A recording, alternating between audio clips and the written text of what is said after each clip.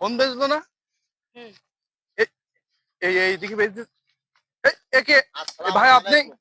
আমি আপনার সারা জায়গায় খুঁজে বেড়াচ্ছি আর আপনি এই জায়গায় সালাম আলাইকুম। শোনেন, খুঁজবেন কেন? খোঁজার আরে তো দরকার আপনার না। বাইরে আসেন, শোনেন, বাইরে আসেন।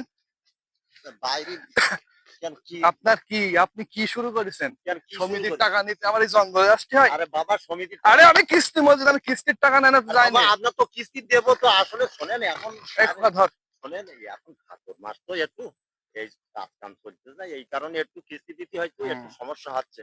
আমি কিস্তি আপনার দিতে কিস্তির সমস্যা, টাকা দেওয়া প্রতি নিয়ে কিস্তিতে আপনার সমস্যা। সমস্যা না। 20,000 টাকা দিয়ে আমরা যে কি কলে পড়েছি আল্লাহ। কিস্তির টাকা আমি অফিসে বই দেয়া লোক। আমার অফিসে দুপুর বেলা খাতে দেয়নি, আমি পাউরুটি কিনেও খাওয়ার টাকা আমার হাতে নিয়ে। চলেন তাহলে আমার বাড়ির আজ নাস্তা করেন। আপনার বাড়ি আপনি খাচ্ছেন না? আমি খাই। আপনার তো সব চলতেছে, আমার তো চলে না। আরে বাবা, ঠিক আছে। আমরা আমরা সমিতির চাকরি করি বলে আমরা মানুষ না, কি মনে করেন? মানুষ এই অমানুষ বলে কোনো কথা না। শোনেন, আমার কথাটা একটু ভাই, শোনেন। দুটোর মধ্যে কালেকশন শেষ করে অফিসে যাব, কটা খাবো বুঝলি খোকা, কটা খাবো। সে খাওয়াটা পর্যন্ত ম্যানেজার দেয় না।